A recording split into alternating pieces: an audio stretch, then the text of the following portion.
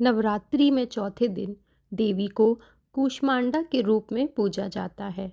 अपनी मंद हल्की हंसी के द्वारा अंड यानी ब्रह्मांड को उत्पन्न करने के कारण इस देवी को कूष्मांडा नाम से अभिहित किया गया है। जब सृष्टि नहीं थी, चारों तरफ अंधकार ही अंधकार था, तब इसी देवी ने अपने ईशत हास्य से ब्रह्मांड की रचना की थी। इसीलिए इसे सृष्टि की आदि स्वरूपा या आदिशक्ति कहा गया है। इस देवी की 8 भुजाएं हैं, इसीलिए अष्टभुजा कहलाई। इनके 7 हाथों में कमंडल, धनुष, बाण, कमल पुष्प, अमृतपूर्ण कलश, चक्र तथा गदा है। 8वें हाथ में सभी सिद्धियों और निधियों को देने वाली जपमाला है। इस देवी का वाहन सिंह है और इन्हें कुम्हड़े की बलि प्रिय है। संस्कृति में कुम्हड़े को कूष्मांड कहते हैं, इसीलिए इस देवी को कूष्मांडा। इस देवी का वास सूर्यमंडल के भीतर लोक में है।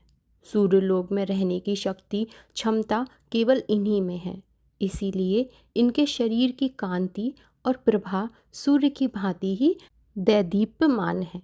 इनके ही तेज से दशों दिशाएं आलोकित हैं। ब्रह्मांड की सभी वस्तुओं और प्राणियों में इन्हीं का तेज व्याप्त है।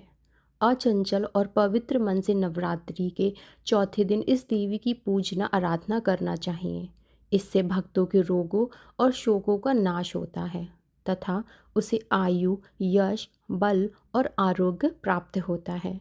ये देवी अत्यल्प सेवा और भक्ति से ही प्रसन्न होकर आशीर्वाद देती हैं। सच्चे मन से पूजा करने वालों को सुगमता से परम पद प्राप्त होता है। विधि विधान से पूजा करने पर भक्त को कम समय में ही कृपा का सूक्ष्म भाव अनुभव होने लगता है। ये देवी आधियों व्याधियों से मुक्त करती हैं और उसे सुख, समृद्धि और उन्नति प्रदान करती हैं। अंततः इस देवी की उपासना में भक्तों को सदैव तत्पर रहना चाहिए।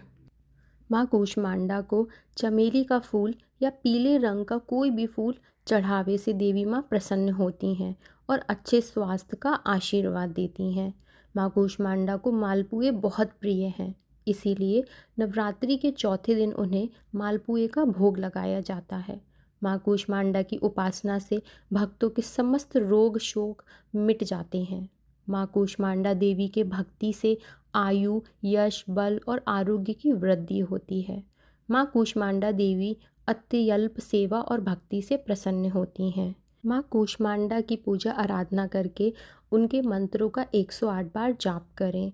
माँ कूष्मांडा का मंत्र है ओम देवी कूष्मांडाय नमः।